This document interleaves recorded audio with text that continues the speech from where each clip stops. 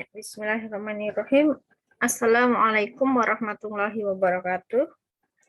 Alhamdulillah, pada kesempatan kali ini kita akan lanjut kaitannya dengan penjelasan salah satu permasalahan penyakit akibat kerja atau potensi bahaya yang ada di tempat kerja ya.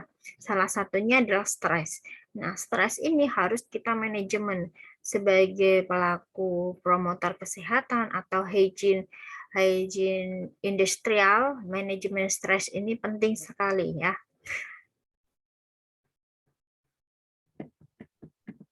Nah, apa itu stres? Stres adalah tekanan ya, tekanan, kemudian hal-hal yang bisa menyebabkan stres, yaitu sumbernya disebut sebagai stresor, atau bisa berasal baik dari dalam diri sendiri ataupun lingkungan. Ya, jadi seorang pekerja biasanya mengalami stres itu tidak hanya berasal dari tempat kerjanya, tapi bisa jadi karena ada pengaruh faktor keluarga. Kemudian reaksinya disebut sebagai stress respon ya. Kemudian kondisi penuh tekanan baik yang berasal dari luar maupun dalam dari individu yang mengakibatkan terganggunya keseimbangan hidup sehingga menuntut individu melakukan penyesuaian secara fisik dan psikologis. Nah, menurut WHO, stres ini merupakan salah satu masalah yang signifikan pada saat ini yang dapat mempengaruhi kesehatan fisik dan mental manusia.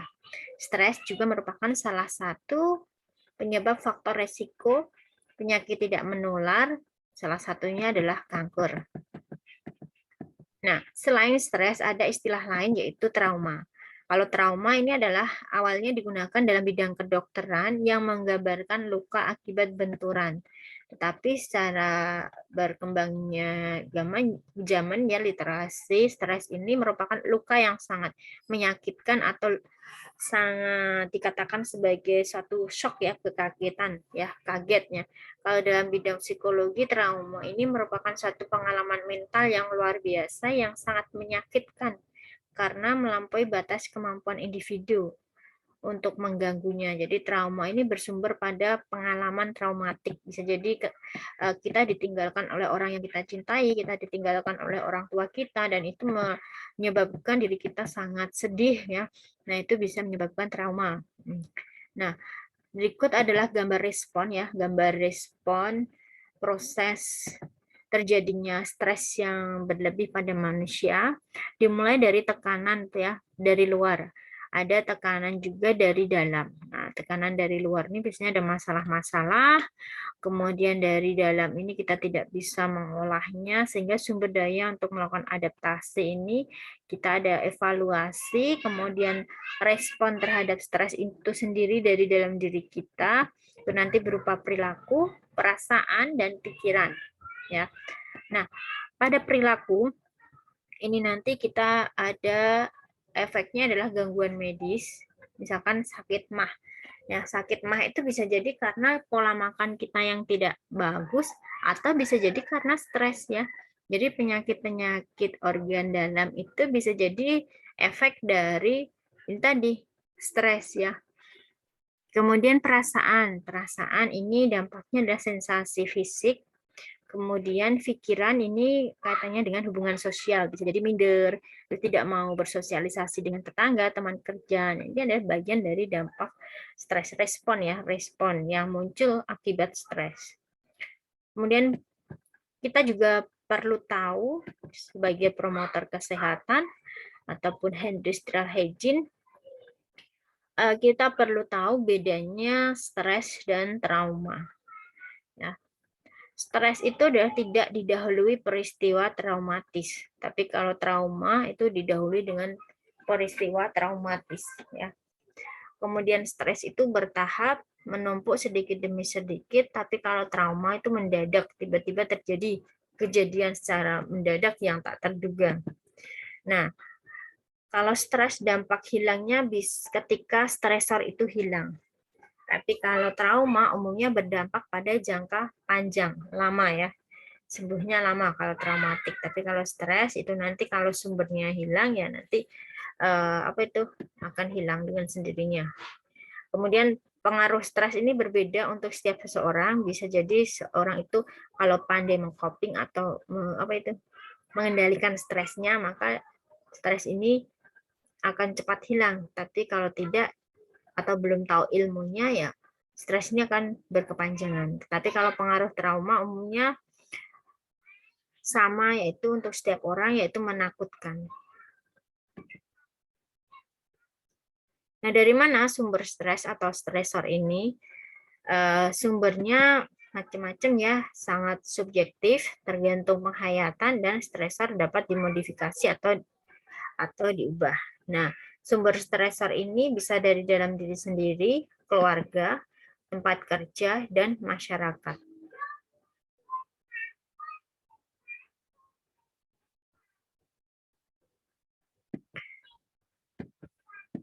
Kemudian reaksi stres tadi ya, sesuai gambaran tadi, ada pikiran, perasaan, sensasi fisik, dan perilaku. Untuk pikiran ini biasanya hidup saya sengsara, jadi berasal dari pikiran. Kalau kita berpikir negatif, maka akan berdampak pada negatif juga pada hidup kita. Berarti kuncinya di sini untuk mengatasi reaksi stres, kita harus bisa berpikir, senantiasa berpikir positif ya. Hidup saya bahagia, hidup saya dicintai penuh banyak orang. Kemudian hidup saya penuh optimis. Nah, saya selalu bahagia. Ini harus pikiran-pikiran di sini harus kita buat sepositif mungkin. Saya dicintai oleh orang-orang di sekitar tempat kerja saya gitu.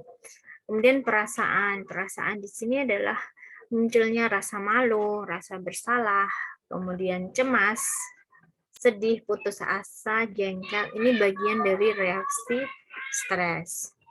Untuk sensasi fisik kalau stres biasanya akan timbul rasa jantung berdebar-debar. Tapi ini beda ya, kalau debarannya adalah karena ketemu pacar, beda ya, dengan stres, beda. Kemudian keringat dingin, ini bisa juga nih ketemu pacar juga keringat dingin, ya. Kemudian mual, pusing, nyeri-nyeri, ini adalah sensasi fisik dari stres. Kemudian perilaku. Nah, teman-teman bisa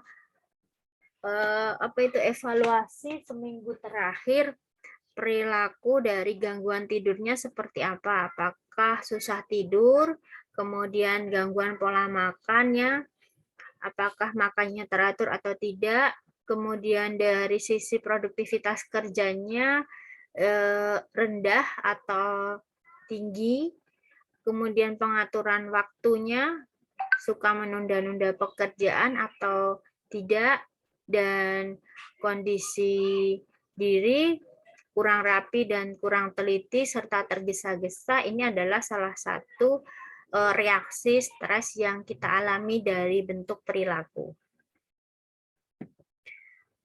Kemudian reaksi-reaksi yang muncul tersebut merupakan reaksi yang normal, jadi wajar buat orang yang mengalami stres dan dalam situasi yang tidak normal.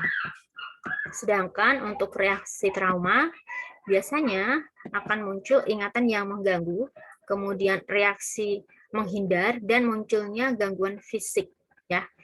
Nah, trauma ini kalau dilihat secara medis, ibaratnya kepala kita mendapatkan suatu tekanan ya, otak kita mendapat tekanan yang secara mendadak. Ibarat ibarat ada benda yang jatuh secara mendadak di kepala kita, jadi terasa ada benturan yang sangat sakit yang luar biasa, dan ini butuh disembuhkan. Ini adalah trauma. Nah, mengenali gejala-gejala kelelahan mental dan kejenuhan dalam pekerjaan atau burnout, yaitu kita bisa melakukan mengecek beberapa ciri di bawah ini, yaitu merasa sangat lelah. Jadi ciri-ciri ini bisa kita cek pada diri kita masing-masing. Jika kita mengalami di antara dari ciri-ciri ini, berarti kita mengalami kelelahan mental ya. Di antaranya adalah merasa sangat lelah secara fisik maupun mental, kemudian kehilangan semangat untuk melakukan aktivitas, kemudian ketidakmampuan untuk berkonsentrasi, jadi pikirannya itu kebanyakan gerambiang, nggak fokus gitu ya. Terus sulit tidur, sikapnya sinis, tidak efisien dalam menjalankan tugas, tidak mempercayai rekan kerja atau pimpinan, mengkonsumsi alkohol, kafein, dan merokok secara berlebihan, kemudian mengalami gejala psikosomatik, dan merasa tidak bahagia atau senantiasa dirindung kesedihan. Nah, itu bisa jadi teman-teman mengalami gejala kelelahan mental dan kejenuhan dalam pekerjaan. Selain itu juga hubungan yang tidak baik dengan orang lain, kemudian tidak produktif, merasa terperangkap, kemudian tidak memiliki keyakinan atau kepercayaan diri, tidak sesuai harapan dan cita-cita, merasa lelah, merasa tidak berdaya dengan beban kerja yang berlebih dan tidak ada habis-habisnya, merasa ketakutan dan peduli. Nah, itu tadi adalah beberapa ciri ya, ciri kalau kita mengalami kelelahan mental. Nanti teman-teman sebagai promotor kesehatan harus peka terhadap ciri-ciri tersebut pada pekerja yang ada di sekitar kita. Nah, kemudian trauma sekunder. Nah, trauma sekunder ini adalah sebuah luka batin yang bisa terjadi karena menyaksikan atau mengetahui penderitaan atau pengalaman buruk orang lain. Nah, biasanya respon emosional seperti yang dialami oleh orang-orang yang terkena dampak langsung dari suatu bencana bisa juga dialami oleh pekerja kemanusiaan yang tidak mengalami langsung bencana tersebut. Nah, faktor-faktor apa saja yang mempengaruhi munculnya trauma sekunder? Di antaranya adalah intensitas, yaitu ketika peristiwa tersebut sangat kuat dampaknya sehingga menimbulkan ingatan yang kuat pula. Kemudian frekuensi, yaitu ketika peristiwa tersebut sering terjadi atau pekerja tersebut sering terpapar dengan peristiwa-peristiwa yang bisa menyebabkan trauma. Kemudian identifikasi, yaitu kemiripan atau kesamaan dari pekerja yang mengalami peristiwa yang hampir sama dengan peristiwa yang pernah disaksikan. Kemudian daya tahan emosional, yaitu daya tahan emosional seorang pekerja dalam menghadapi suatu peristiwa yang berbeda-beda. Jadi setiap individu akan mempunyai daya emosional yang berbeda-beda. Nah, gejalanya kalau kita mengalami trauma sekunder diantaranya adalah kepikiran terus ya, terlalu berpikir terhadap satu masalah itu terus.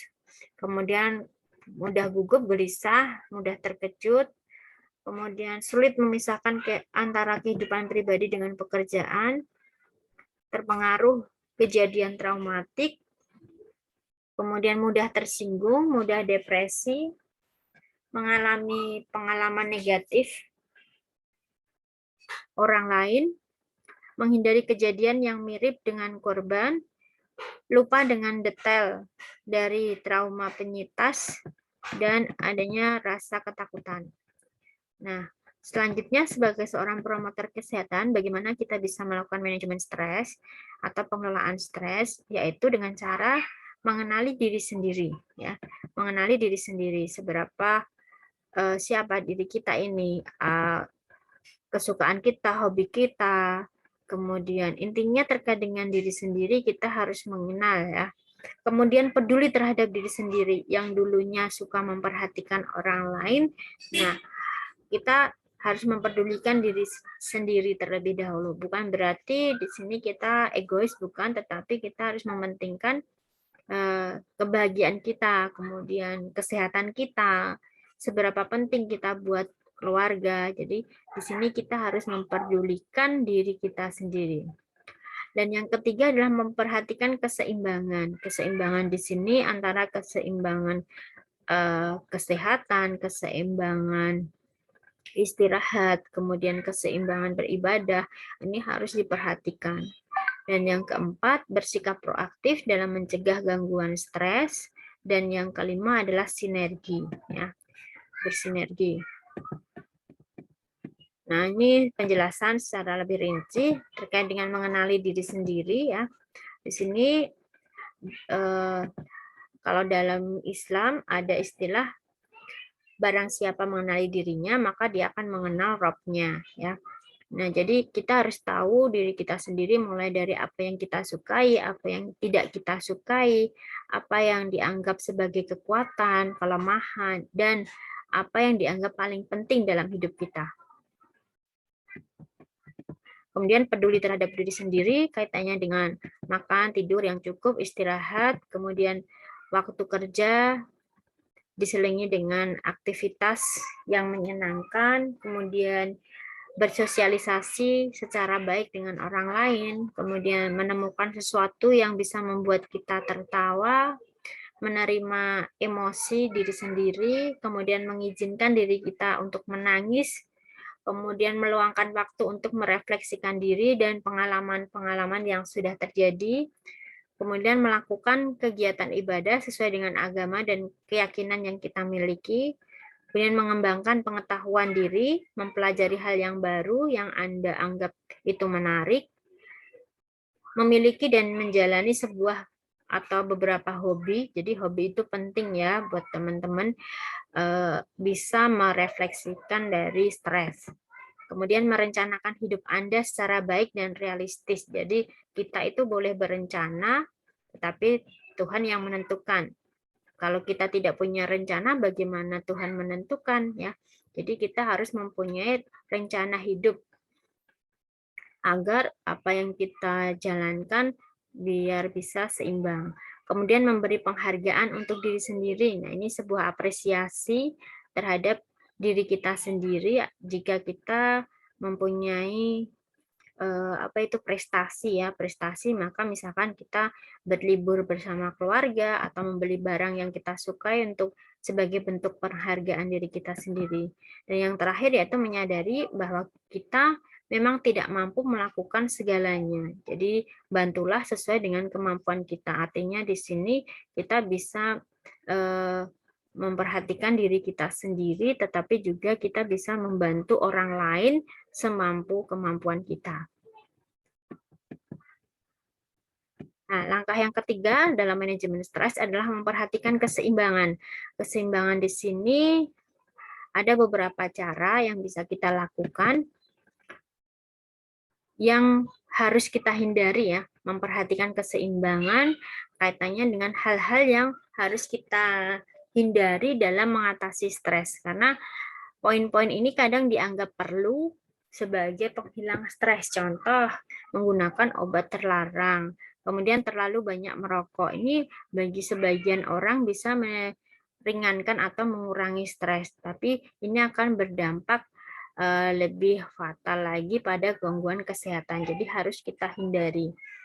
Kemudian memikirkan masalah terus-menerus. Jadi ini juga harus kita hindari. Kalau kita merasa stres terhadap suatu permasalahan, maka sejenak lupakan permasalahan itu. Kemudian mengkritik orang lain atau merendahkan orang lain, ini juga harus dihindari. Kemudian membawa ketegangan dalam pekerjaan ke rumah, itu juga harus kita hindari. Artinya setiap ada permasalahan di pekerjaan, sebaiknya tidak kita libatkan orang-orang di rumah kita. Kemudian melampiaskan kemarahan atau kesalahan yang berlebih kepada orang lain, itu juga tidak boleh. Apalagi lari dari masalah, itu juga tidak boleh. Kemudian berusaha untuk selalu menyenangkan semua orang, itu juga tidak baik. Ini juga harus dihindari dalam manajemen stres. Karena kita tidak mungkin membuat semua orang itu bahagia ya, artinya tidak semua keinginan orang lain harus kita penuhi. Nah, berikut adalah 5 aspek pemeliharaan diri yang perlu dipenuhi secara seimbang. Di antaranya adalah aspek mental emosional, aspek intelektual, aspek fisik, aspek spiritual, dan aspek rekreasional.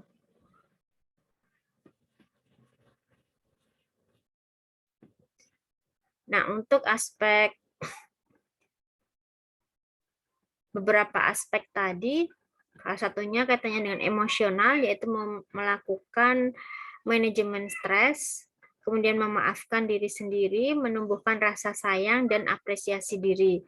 Untuk aspek fisik, kita bisa mengatur pola tidur kita, istirahat, olahraga, serta konsumsi makanan yang sehat. pola sosial, kita harus bisa mencari dukungan ya, mencari dukungan serta informasi dari akses media yang sifatnya positif, kemudian meluangkan waktu bersama dengan orang lain yang kita cintai, dan aspek spiritual kita bisa meluangkan waktu berkualitas untuk diri sendiri seperti melakukan meditasi, yoga, olahraga yoga, kemudian menikmati alam di sekitar, menghirup udara yang segar, atau juga bisa menulis buku harian. Nah, terkait dengan ibadah juga bisa masuk ke tahapan aspek spiritual. Nah, ini semua disebut sebagai self-care atau sehingga self-care ini dapat membantu kita dalam mengatasi stres, kecemasan, bahkan bisa mengontrol kemarahan. Nah, kemudian langkah berikutnya yaitu bersikap proaktif dalam mencegah gangguan stres, yaitu dengan cara coping stres. Nah, coping stres itu apa? Coping stres itu adalah usaha individu untuk melalui pengalaman pahit, mengurangi reaksi negatif stres, dan mencegah munculnya masalah yang lebih serius. Jadi masing-masing individu mempunyai cara yang unik dalam melakukan coping stres. Dan yang terakhir yaitu relaksasi. Ini bisa kita lakukan dengan melatih atau mengatur pernafasan kita ya. Melatih pernafasan kita. Kemudian melakukan relaksasi dengan peregangan otot.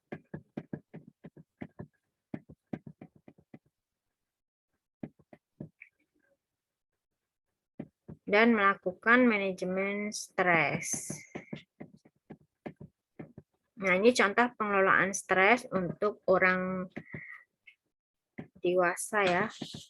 Yaitu pertama, bisa melakukan strategi daily relaxing time.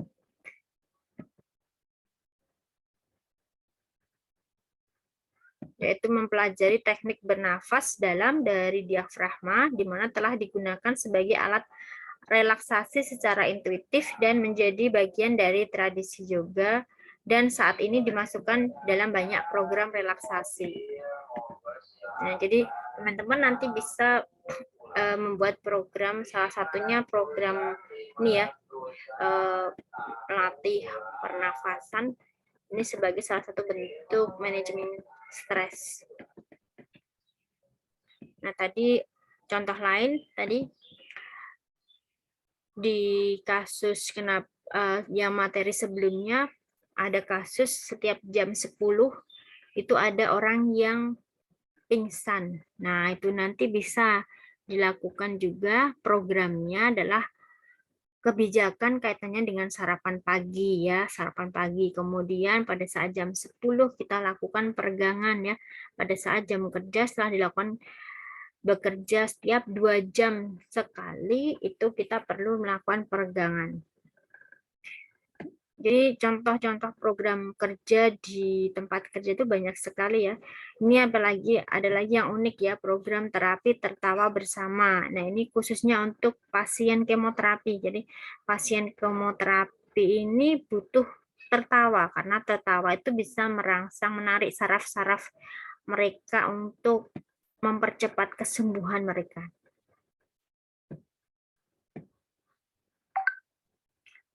Nah, ini adalah alur langkah implementasi aksi pengelolaan stres. Ini mulai dari tingkat Kementerian Kesehatan sampai lingkup Dinas Kesehatan di kota ya, wilayah kota, kemudian nanti dari kota, kemudian ke kecamatan, dari lingkup kementerian, kemudian lingkup provinsi sampai wilayah daerah, kecamatan, desa, dan di tempat kerja. Jadi kita di sini ya, tempat kerja. Strategi yang bisa kita lakukan adalah schedule daily relaxing time, yaitu melakukan peregangan tadi ya.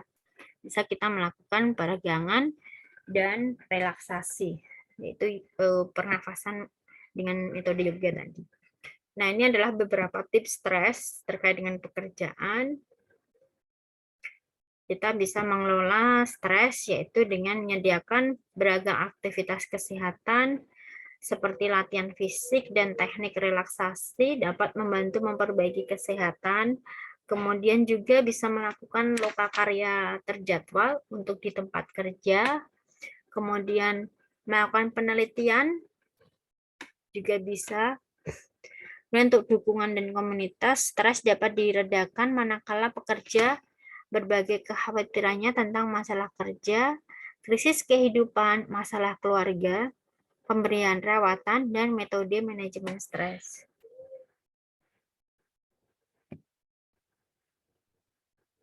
Nah, ini terkait dengan dealing with stress. Ini selama pandemi COVID ya. Ini ada yang bisa kita lakukan untuk mencapai jiwa yang sehat. Kita bisa curhat ya, ibaratnya curhat pada seseorang yang kita percaya, kemudian meningkatkan ibadah kita sesuai agama yang kita percayai, berpikir positif, menenangkan pikiran dengan relaksasi dan membaca buku, mendengarkan musik, kemudian melakukan kegiatan yang sesuai minat, bakat, kemampuan seperti menulis. Nah, itu bisa kita lakukan.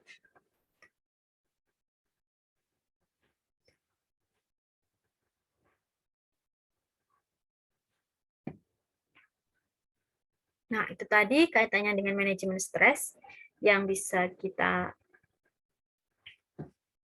lakukan sebagai promotor kesehatan di tempat kerja. Kalau ada kurang lebihnya, mohon maaf. Akhirul salam. Wassalamualaikum warahmatullahi wabarakatuh.